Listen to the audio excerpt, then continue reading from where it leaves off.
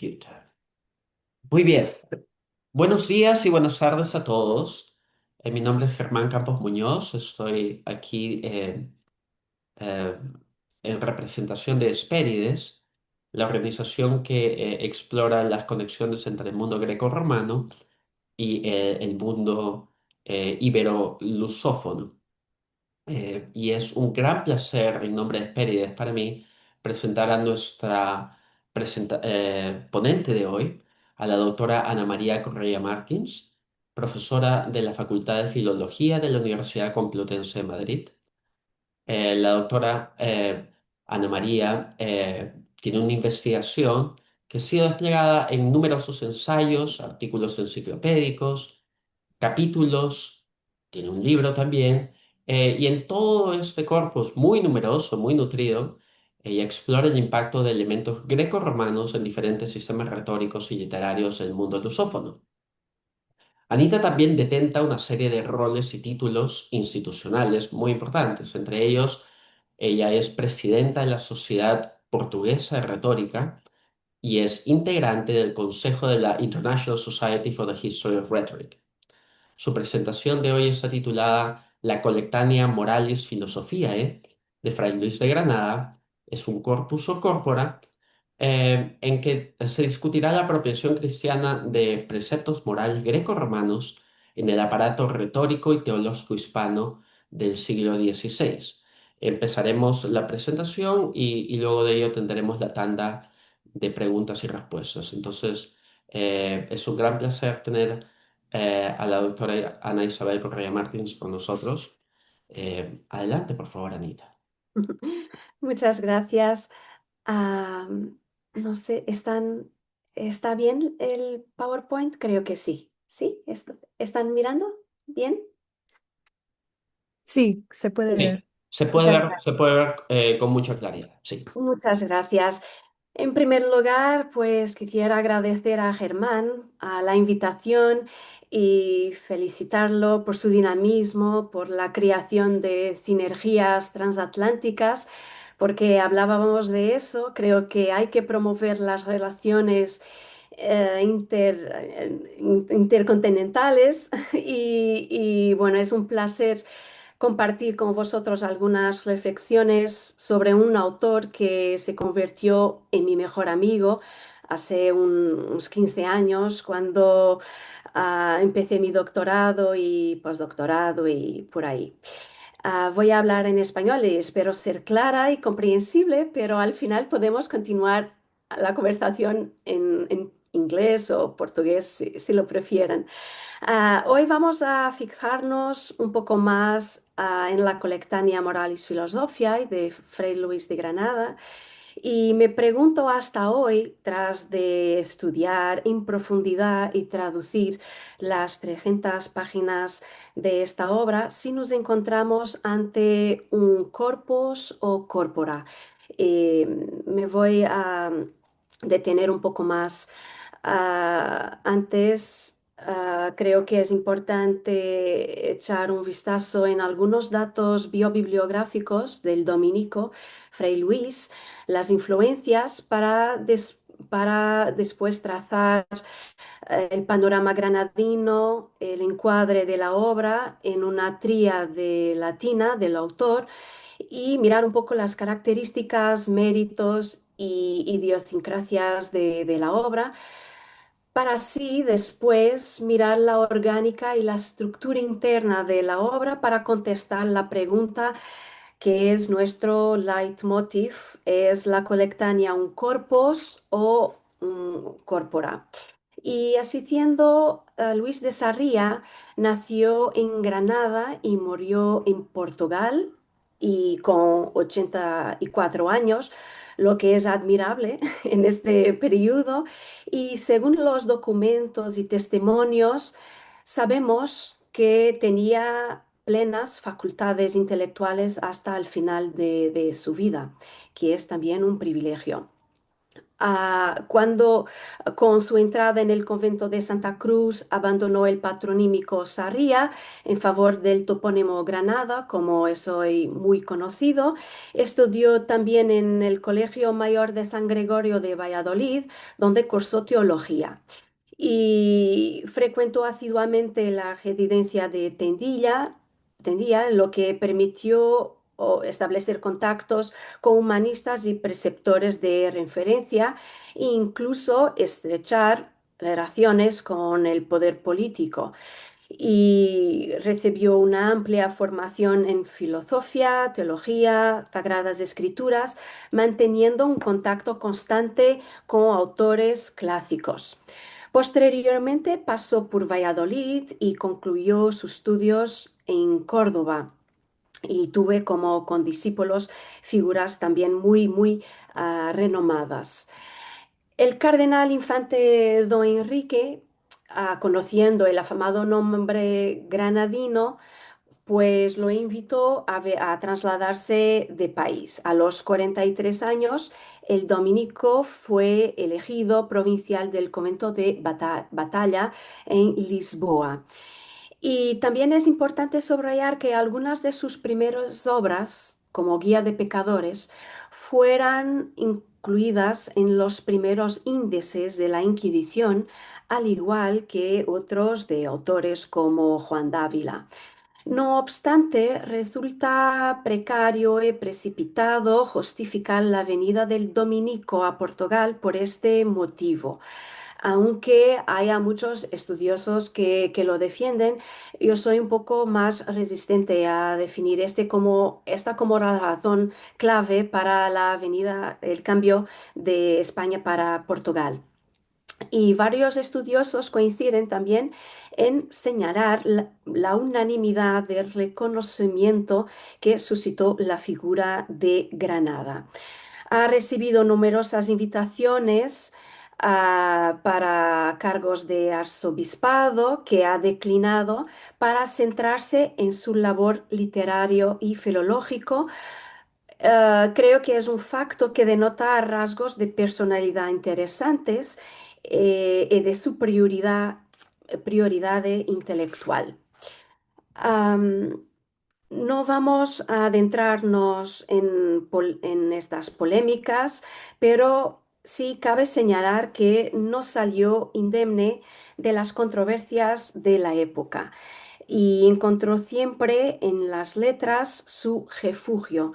Y también creo que es un apunte importante de su biobibliografía. Además de las múltiples influencias que recibe, como el erasmismo, también inspira a sus contemporáneos y a las generaciones posteriores. A propósito de su presencia y pervivencia en los siglos posteriores, conviene mencionar un manual pedagógico de Calixto Hornero titulado Elementos de Retórica, y en esta obra presenta una estructura comparativa de ejemplos de Cicerón juntos con los ejemplos de Fray Luis de Granada, a quien se atribuye el epíteto de Cicerón cristiano. Igualmente innegable y sorprendente es el éxito que las obras del dominico conocieron a lo largo de los siglos XVII y XVIII, siendo traducidas a diversas lenguas y leídas por toda Europa. Existen incluso indicios de que llegaron ediciones completas al otro lado del Atlántico, donde habrían sido apreciadas con similar deleite y provecho. Aparte de su profundidad y claridad de expresión, su frecuente visión realista y próxima de la naturaleza, analizada y descrita con una emocionante y emocionada minuciosidad, es algo que detiene nuestra atención. Fray Luis es lo más universal y también el mejor escritor latino de la Granada renacentista si atendemos a la cantidad y a la calidad de su producción y, lo más importante, a la proyección de su obra en Europa. Y pues la herencia que tenemos es de una obra que mezcla la interioridad del erasmismo con muchas otras tradiciones antiguas o recientes y con una tradición también que venía de muchas otras influencias. Sus obras entonces presentan un espectro muy amplio, polifónico, y podemos decir metodológicamente que hay una división entre obras portuguesas, latinas y castellanas. Esta división, he traído algunos títulos para demostrar cómo es prolixa y fértil su producción. Entonces, su trayectoria doctrinal sigue tres direcciones: textos de oración, páginas catequéticas y obras apologéticas. La obra de espiritualidad del dominico se desarrolla siempre en torno de su relación, de la relación del hombre con Dios, articulada con esta gracia divina. Y reconocemos así que la clasificación de las obras dominicanas no se limita a la distinción entre composiciones en lengua vernácula o en latín, sino que radica más bien en la naturaleza, los propósitos y las funciones de cada una de estas obras. Mirando ahora la tríada latina, donde se incluye la colectánea que vamos a analizar más en profundidad, tiene pues la retórica eclesiástica que ha sido estudiada en profundidad y traducida por el saudoso maestro López Muñoz, y que es un manual eminentemente técnico y de instrucción pedagógica para futuros predicadores. Acoge la preceptística clásica a la luz de la elocuencia de Cicerón y Quintiliano. Después tenemos los Silva Loquorum, que es un repertorio de tópicos al servicio de la inuentio del orador, y Fray Luis de Granada prescinde aquí de los textos profanos, reuniendo únicamente sentencias de autores cristianos. Para, en esta Collectanea Moralis Philosophiae, publicada entre las dos, Retórica Eclesiástica y Silva Loquorum, hacer una mezcla de todas estas características. Um, Presentan rasgos comunes y complementarios y comparten un mismo objetivo: la formación integral y enciclopédica del ethos del orador y la intersección entre retórica, filosofía y moralidad, con textos sagrados y profanos. Y es aquí también que es muy curioso comprender y analizar la orgánica y la estructura interna de esta colectánea, que iremos ahora. Al constatar toda esta diversidad de la producción granadina, conviene subrayar las palabras de Manuel López Muñoz, como decía, que nos dice que no hay un Fray Luis de Granada de primera o de segunda, no hay obras mayores o menores al nivel de su importancia, porque existen vertientes paralelas en el intelectual, vertientes con un público muy definido para cada una de ellas, y en consecuencia exigen al autor la expresión en una lengua u otra. Es esa la razón por la cual tenemos obras en distintas lenguas. Y la Colectánea fue la primera obra de ese ambicioso proyecto, que se completó con la publicación de los Silva Quorum, otra colección de igual finalidad de la colectánea. Y es por eso que la proximidad entre la colectánea y los Sirvalo Quorum está muy presente en una otra obra que se llama Répertoire des ouvrages pédagogiques du XVI siècle, donde el autor hace una clasificación de colectáneas y de obras de esta naturaleza y incluye la colectánea en la categoría de ouvrages de dialectique y filosofía. Cuando estaba estudiando la colectánea más en profundidad, me he aportado en esta categoría para después analizar y crear una categoría de todos los temata que vamos a ver también enseguida. Es importante decir que el edificio conceptual de Colectania se erige sobre los fundamentos de la filosofía estoica y se basa en el desarrollo de diferentes dialécticas, bueno, malo, vero, falso, virtus, vitium. Y la colectánea es una obra un tanto peculiar dentro de la producción de Fray Luis de Granada, porque es un libro de temas de filosofía moral o de antropología ética. Consistente, es un rico repertorio de citas de autores clásicos para uso de los predicadores. Eso es muy, muy interesante porque el sabiduría y el conocimiento es transversal y es universal. Se trata pues de un volumen dividido en tres partes independientes, pero también con una relación interna, como vamos a leer, y dedicadas la primera a Séneca, la segunda a Plutarco y la tercera a una panoplia de autores antiguos y modernos, desde Cícero a Erasmo. La colectánea entonces está dividida en tres partes y el dominico tenía conciencia que hay que coligir, coger de diversas fuentes conocimientos, separarlos, seleccionarlos y organizarlos por lugares comunes. Am, y para así presentar una síntesis de pensamiento que asimile múltiples influencias, compatibilizando estos valores de matriz pagana reajustados a la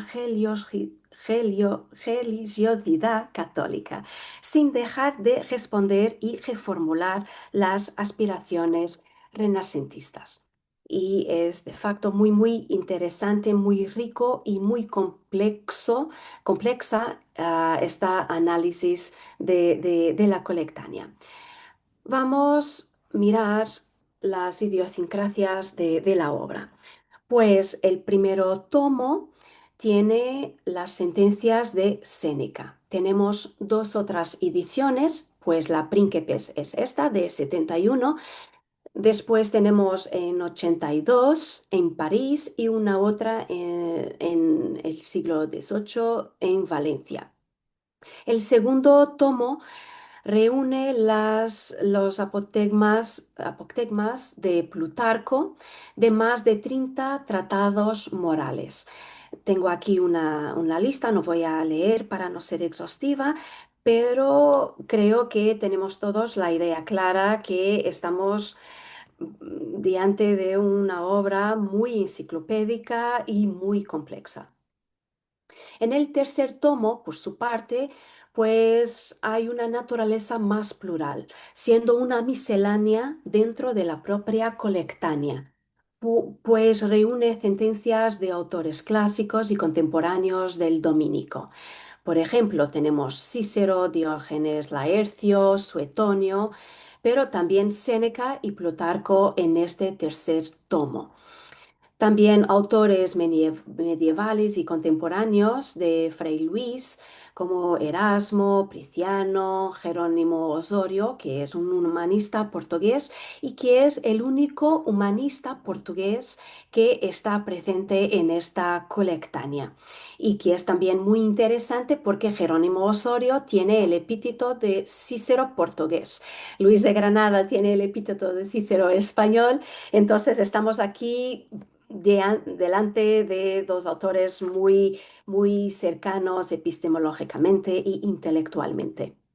La obra tiene una estructura pues ternaria, como lo veremos, y Granada al inicio presenta en su carta introductoria sus intenciones literarias, presenta sus motivaciones personales, elecciones metodológicas, gustos. Es una carta también muy interesante porque nos ofrece claves de lectura. Por ejemplo, aquí vaya a decir que tiene la intención de recurrir no solo a los libros sagrados y a las parábolas del Evangelio, sino también a los volúmenes antiguos, distribuyéndolas por lugares comunes para que estén así al alcance y a la disposición de cualquiera persona que investigue sobre cualquier materia. Y aquí es el tono universal, interdisciplinar, enciclopédico, no es para un grupo de personas, sino para toda la gente en general. Claro, la obra está escrita en latín y eso presupone, bueno, una selección más bien. Podemos discutir después esta cuestión. Nos dice también la razón de coger Séneca, Plutarco. Pienso que estos dos deberían ser elegidos preferentemente para ser leídos integralmente y con detenida atención, porque son dos vultos luminares de la cultura. Sigue justificando cómo va a organizar la disposición de este legado. El criterio de organización no es el criterio alfabético como comúnmente tenemos en un diccionario o en una enciclopedia, pero es la proximidad de los temas. Y también cumple la tríade retórica de delectare, moere y docere. Sí, aquí, porque también, claro, nos habla de hay que delectar fácilmente los ánimos y la formación de la vida. He traído algunos ejemplos para nos detenernos aquí en algunas informaciones importantes. Entonces, el criterio de la disposición y de la organización no es alfabético, es filosófico, bueno, también un poco subjetivo y podemos ver que en las segunda clases que concerne virtus y virtutis, virtutibus y vitis, tenemos, por ejemplo, al final, libertas, veret falsa, tranquilitas, veret falsa y solitudo. Es el último topos de estas segunda clases. Y si nos detenemos en la tercia clases, de cuestiones peregrinas, como ella llama, empieza por sapientia, filosofía, scientia, para después continuar con vita, mors, tempus, felicitas. Y puedo dar un spoiler en relación a la felicitas, porque la felicitas es un topos que tienen muchas páginas. Podemos confirmar felicitas en la página 474 y el topo siguiente en el en la página 493. Entonces, se habla mucho de la felicidad, pero la sentencia que para mí es más curiosa es la clave de la felicidad, que nos dice, es muy sencilla: un cuerpo sin dolor y una alma sin inquietud, que parece fácil y de alcanzar, pero quizás es difícil. Y continuando por esta organización interna de cada uno de los tomos. En la primera parte, como hemos visto, empieza por Dios, homo, mujer. Entonces son los diversos estados y papeles de personas. La segunda, se sitúan los lugares correspondientes a las virtudes y a los vicios, y después las materias diversas más elevadas como la felicitas que acabo de decir. Podemos encontrar coherencia interna en este repositorio enciclopédico, pues es la pregunta de 1 millón de euros, porque efectivamente estoy siempre me preguntando si tenemos una colección de sentencias que se conectan de una manera muy estricta, o tenemos un corpus efectivamente orgánico y coheso. He hecho un trabajo estadístico de las sentencias solo para dar una visión de la importancia de los vicios y de las virtudes en esta colectánea. Y también he hecho, decía anteriormente, en relación a Répertoire des ouvrages pédagogiques de Buisson,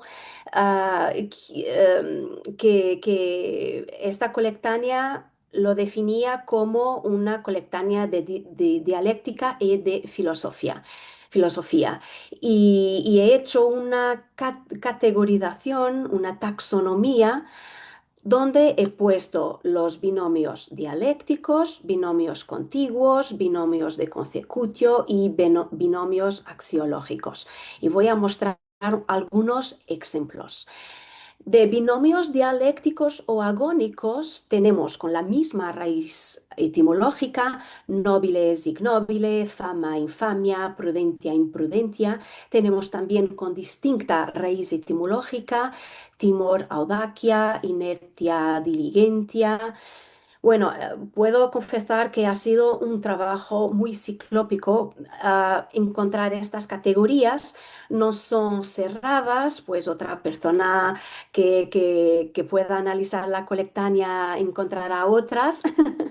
Y quizás yo un día, cuando vuelva a trabajar más directamente con la colectánea, pero por ahora tengo esta categoría que creo que contesta bien nuestros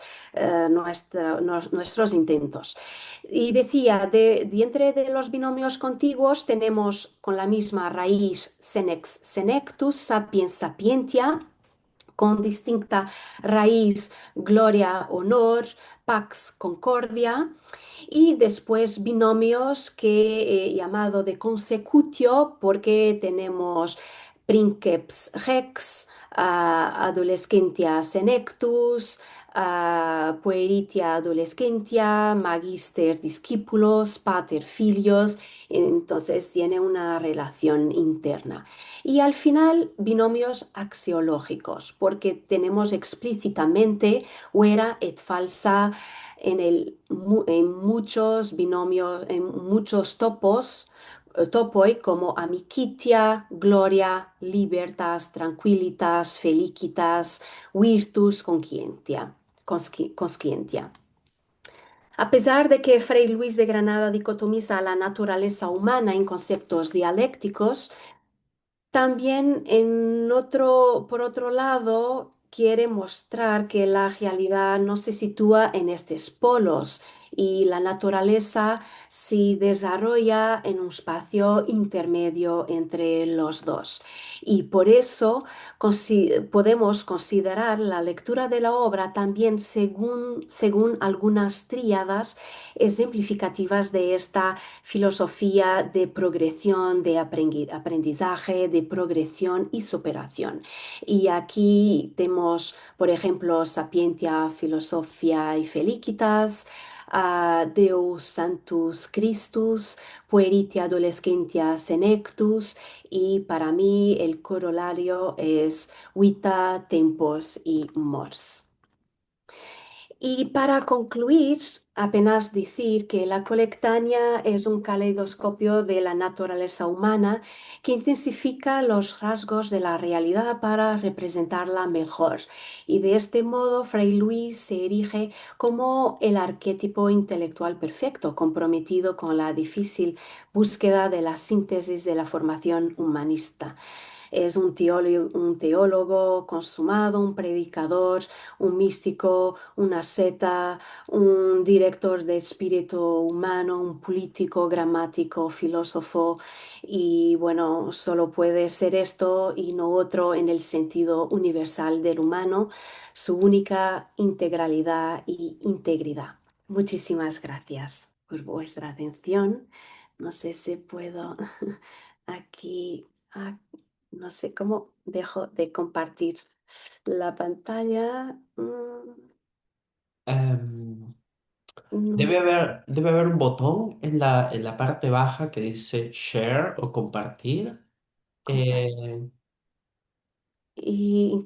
Aquí, perdón, Ahí ya está. está. Bueno, Muchas muchísimas gracias. gracias. Muchas gracias.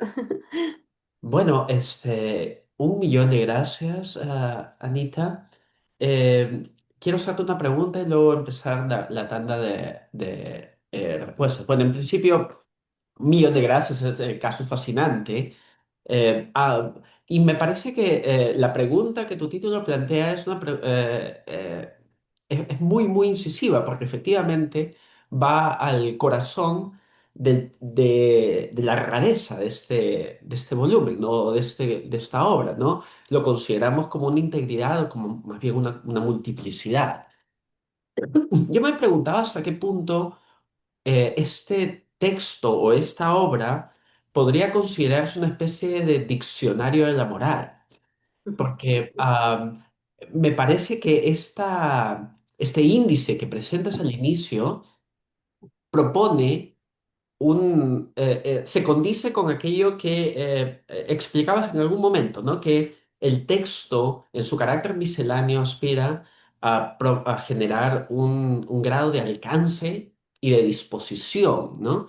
Eh, entonces, mientras describías este volumen y sus peculiaridades, yo pensaba en cuál sería el uso práctico que un lector podría darle a este texto. Y lo primero que se me ocurriría es pensar en alguien que quiere darle algún tipo de basamento sofisticado a algún tipo de parecer moral. Es decir, quiero hablar acerca de la felicidad o quiero hablar acerca de la tentación, ¿verdad?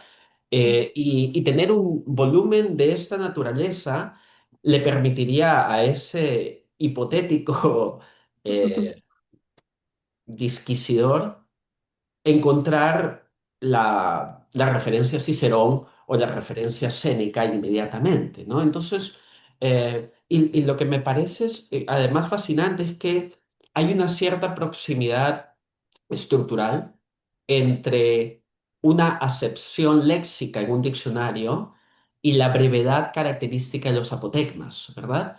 Entonces, ¿hasta qué punto sería posible, o sea, de un lado, pensar en este texto como una especie de, no solamente enciclopedia, pero una enciclopedia que coquetea con el género del diccionario?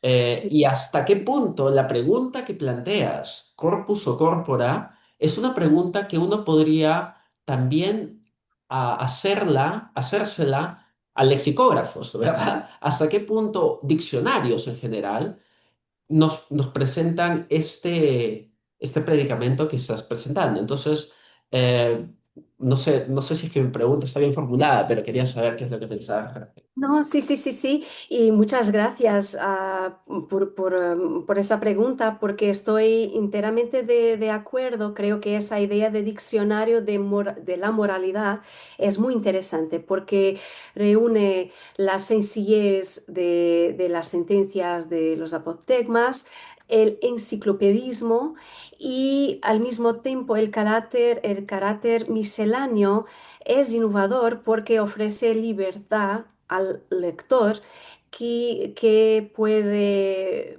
pues mirar un tema, la felicidad o Dios y transcurrir a largo de la obra o entonces puede coger el primer tomo de Séneca, leer en la integralidad y esta libertad para mí es muy interesante, muy erudita, porque es muy difícil hacer una obra con esta dispositio y también para ofrecer libertad al lector de munir su discurso y su elocuencia de auctoritas de otras sentencias. Es como que déjame muy rápido sacar aquí una sentencia para justificar mi idea y también pone otro problema que es la descontextualización de estas sentencias, porque en un uso pragmático en un texto tienen un sentido, un significado, pero después traídas para un otro contexto pueden ganar nueva forma, nuevo significado. Y entonces, no sé si he contestado, respondido a tu pregunta, pero sí estoy enteramente de acuerdo. Es como si fuera un diccionario de la moralidad y de la filosofía. Y para dar al lector hoy y en el Renacimiento la libertad de pensar y reflexionar sobre lo que quiera. Y eso es muy fulgurante.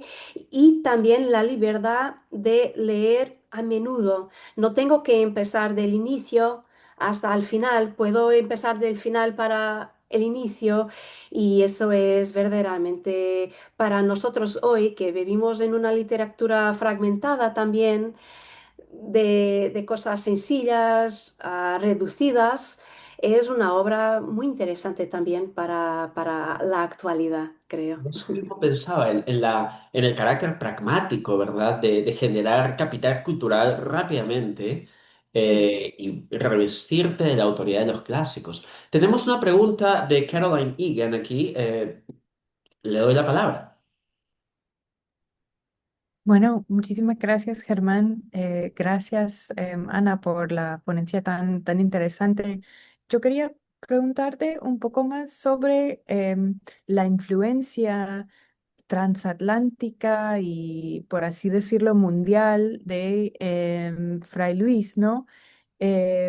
Porque yo recién he estado trabajando en el símbolo católico indiano de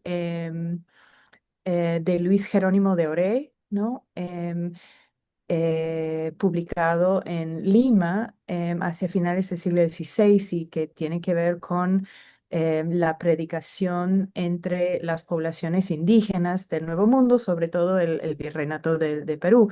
Y algo que me llama mucho la atención en el símbolo es que Oré hace varias referencias a Fray Luis de Granada, sobre todo al libro de la oración y meditación. No, pero igual quisiera simplemente preguntarte un poco más sobre esa influencia transatlántica, mundial que mencionaste al inicio y un poco tal vez considerar a Fray Luis de Granada como un vehículo de la dispersión del conocimiento clásico, ¿no? En el mundo ibérico de la temprana modernidad. Gracias. Muchas gracias Muchas gracias. Pues sí, es muy interesante la diáspora, la expansión de las obras granadinas, porque efectivamente tenemos conocimiento que han llegado a las Américas, Asia, Japón también, una influencia muy, muy fuerte en Japón. Y creo que aquí tenemos que pensar en el contexto político que se vivía en Portugal y en España y la Inquisición.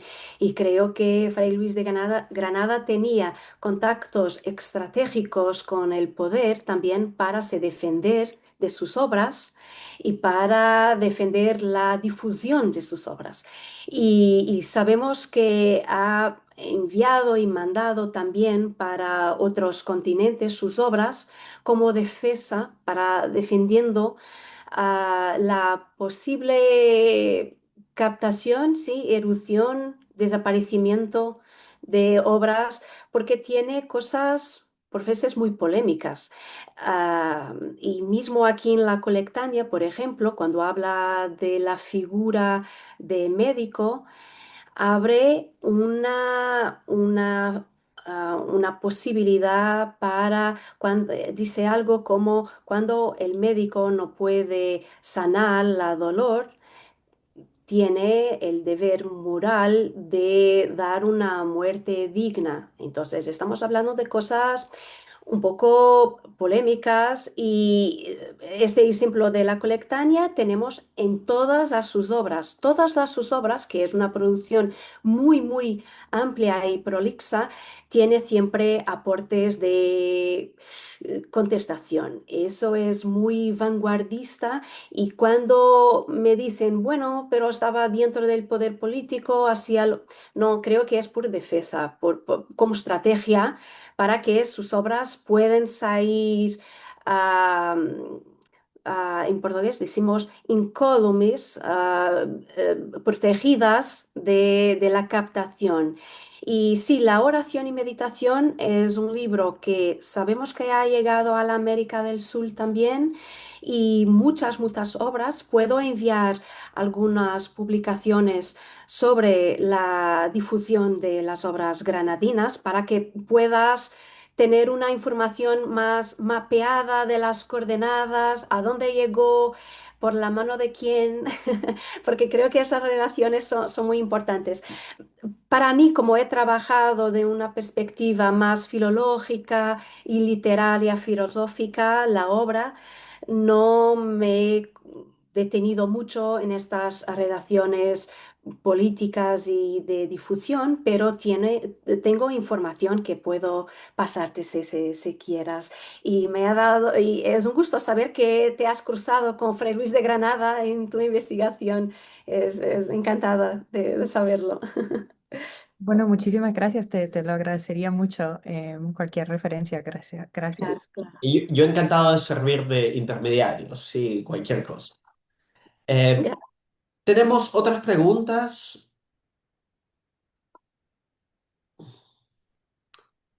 ¿Alguien más quisiera formular alguna pregunta?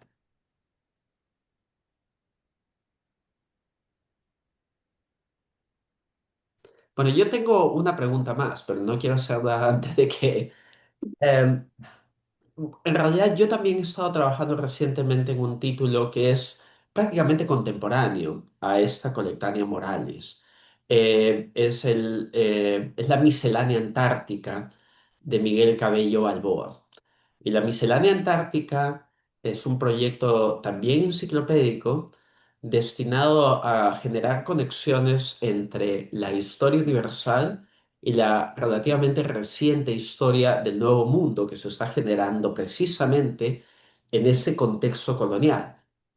Y la selección de este término, miscelánea, ha sido notada como un término relativamente oscuro para la época en la que se utiliza. Pero es un término muy apropiado porque el volumen también es tripartito, como la coletánea, pero empieza con dos libros que tratan de explicar la historia universal conectada con la migración al Nuevo Mundo.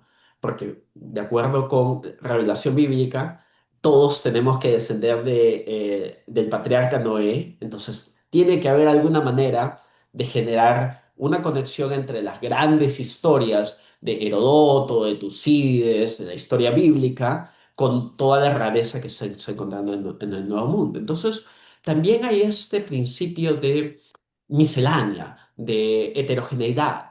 La única manera de generar este tipo de aproximación es mediante una mentalidad que no discrimina conocimientos, sino que más bien los absorbe en toda su magnitud. Entonces, me pregunto si es que esto no es una coincidencia, sino también algún tipo de respuesta a algún contexto epistemológico finisecular en el siglo XVI con relación a los desafíos que eventos como el Nuevo Mundo están generando en el aparato eh, geográfico, en el aparato filosófico y también moral. Entonces, todo eso simplemente para preguntar, ¿hasta qué punto Fray Luis de Granada está Oh, creo conversando? que Oh, Creo que se hay ha algo. conectado.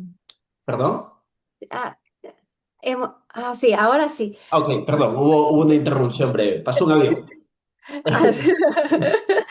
Ah, Bueno, mi pregunta básica, o sea, todo esto era el contexto para formular mi pregunta. Y mi pregunta es, ¿qué otras misceláneas están en conversación con este tipo de aproximación de Fray Luis? En el contexto en el que él está generando un universo de visiones morales, una especie de enciclopedia de la ética, ujú, un diccionario de la moral, como proponíamos antes.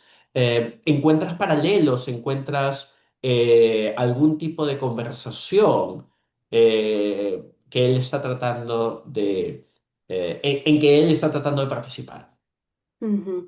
Sí, creo que efectivamente el espíritu común del siglo XVI es este tipo de producción enciclopédica, miscelánea, aglutinadora de los saberes.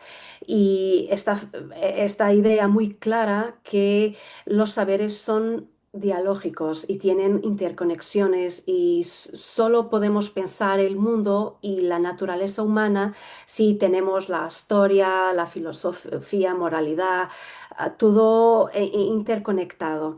Y, y tenemos muchas obras que lo comprueban, Adagia de Erasmo y muchas, en esta obra que he referido de Buisson, Répertoire des ouvrages pédagogiques, tenemos una lista infinable.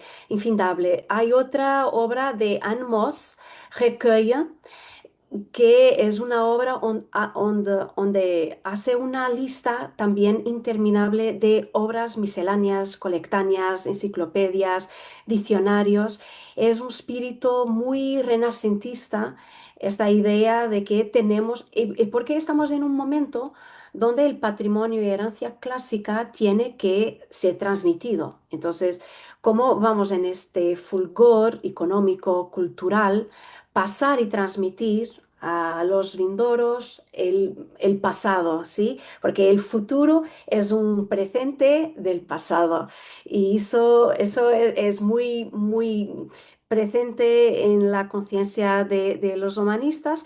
Y en particular yo he trabajado de una manera en literatura comparada la colectánea de Fray Luis de Granada y Loci Comunes Sententiarum et Exemplorum de un humanista portugués que se llama Andrea Eborensis, de Évora para mirar la estructura, efectivamente hay una influencia, todas las obras aquí que trabajo de los humanistas portugueses, españoles, tienen una estructura muy cercana. Entonces, y cuando pensamos cuál es la innovación, el mérito de una de estas obras, si son todas tienen todas el mismo modelo, todas siguen lo mismo paradigma. Sí, en realidad, si miramos la estructura externa, sí. Y son colectáneas, diccionarios, enciclopedias, misceláneas, como queramos llamar. Pero en su repositorio más interno, En la selección, en este proceso de selección y dispositio, se hace la conversión de colector para autor. Y es aquí que se da el cambio y los méritos de estas obras tenemos que mirar en su estructura más interna y más profunda. Y también porque de Séneca y de Plutarco hay una selección muy criteriosa. Debo decir que las sentencias más coligidas por Fray Luis de Granada, algunas, como acabo de decir a nuestra compañera, son muy polémicas algunas, y hace una tesitura, una organización que nos da a entender determinados argumentos y determinados pensamientos que para hoy nosotros son muy revolucionarios, creo. Es eso que para mí me da gusto de trabajar las colectáneas porque tiene una pseudo ingenuidad, bueno, vamos a compilar las cosas, pero hay un teor político, hay un teor social, filosófico, y esa es nuestra responsabilidad, y esa es también la libertad que los autores nos han ofrecido. Ahora hace lo que quieras con este volumen de una manera inteligente. Sí, es cierto, hay, el criterio de selección finalmente se transforma en una forma de authorship, ¿verdad? De autoridad en el sentido escritural más que jerárquica. Muy Sí. bien, Brian, tenemos una pregunta de Brian, por favor. Hola Ana, muchas gracias por tu presentación. Muy interesante todo. Quería preguntarte sobre las fuentes. En un momento dado de tus diapositivas salió el nombre de Estobeo, que él tiene este florilegio o antología, ¿no? Que fue muy común en la antigüedad tardía, que es más que tú una selección de obras y autores griegos, más no romanos, ¿no? Y luego tenemos más adelante, ¿no? La de Isidoro de Sevilla. Entonces, quería preguntarte cuál es la relación con estas antologías que son mucho más antiguas y quizás más prestigiosas. Sí, sí. Pues la lista que he presentado en diapositivo no es exhaustiva. Hay muchos otros autores que Granada ha compilado. Y bueno, en relación a las fuentes, no sé si he mencionado, pero creo que las fuentes han sido directas e indirectas. Directas en estos autores que se difundieron de una manera más prolixa. Séneca, Plutarco, Erasmo ha leído el dominico directamente, también en la fuente. Pero hay la mención de muchos autores que creo que son indirectas. ¿Cuál es el detalle que me hace pensar así? Fray Luis de Granada pone al final de cada sentencia y aforismo la fuente, el nombre, la obra y unas informaciones. Pero hay aforismos que no tienen información y no sabemos de quién son. Propositadamente o no, no lo sé. Quizás propositadamente, para no identificar el autor y para incorporar en su ideario y en su imaginario. Y creo que Fray Luis de Granada tenía conocimiento de muchas obras, florilegios conocidos e importantes, Isidoro, todo más, y efectivamente muchos de estos autores han sido incorporados de una manera anónima en la colectánea. El anonimato también es algo que suscita mi reflexión porque me pongo a pensar, nada es arbitrario en Fray Luis de Granada. Si no lo menciona, pero reconocemos que es de esta colectáneo, de este autor, hay un propósito claro.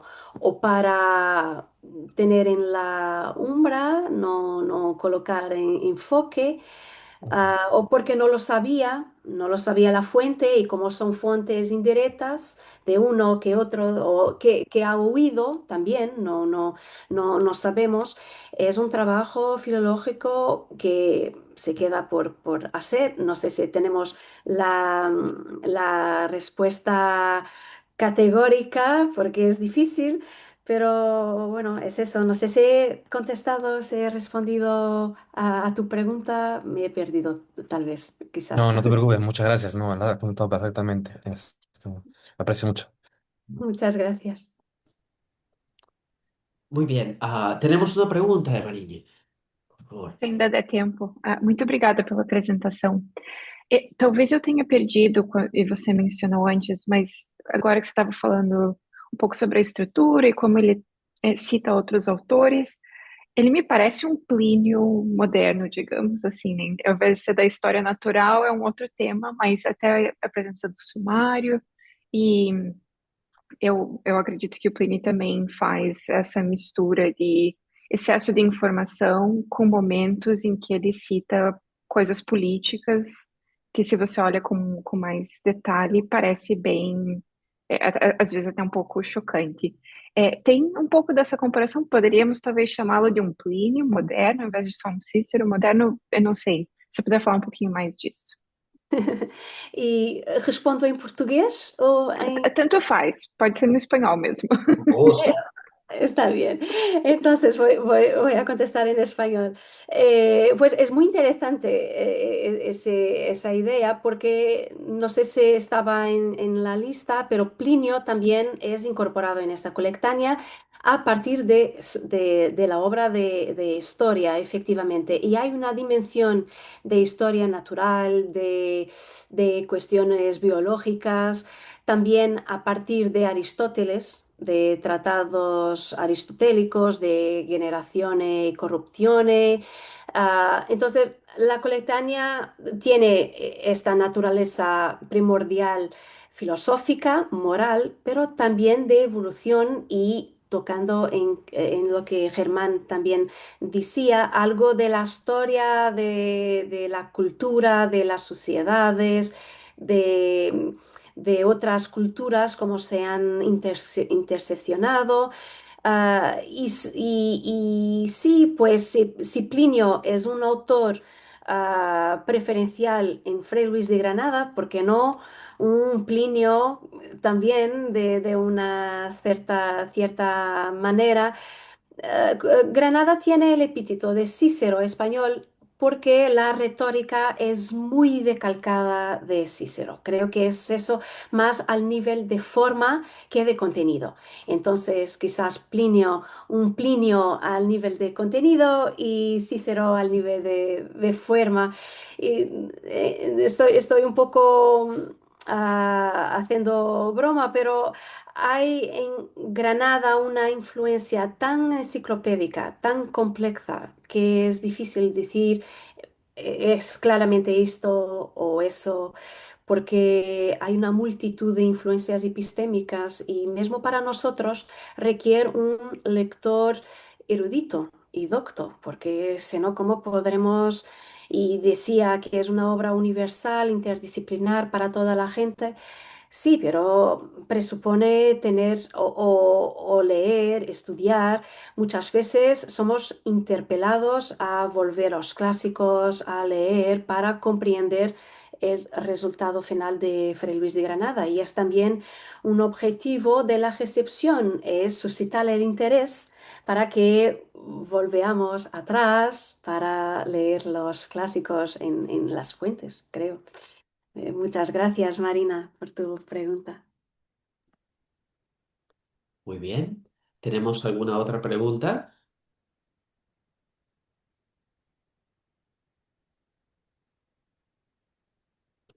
Bueno, estamos a punto de completar la hora perfecta, entonces este podría ser un momento perfecto para concluir la sesión. Por favor, les pido entonces que me acompañen con un aplauso a nuestra ponencia. Muchísimas gracias, Anita. Ha sido muy, muy interesante la presentación. Les agradezco a todos ustedes su presencia aquí. Y bueno, es- continuaremos con las presentaciones de Expedies, así es que por favor estén muy atentos a nuestros correos. Un millón de gracias y bueno, que tengan un buen día. Muchísimas gracias por haber estado con nosotros. Muchas gracias, muchas Adiós. gracias. Voy a terminar la grabación ahora, sí. Muchas gracias.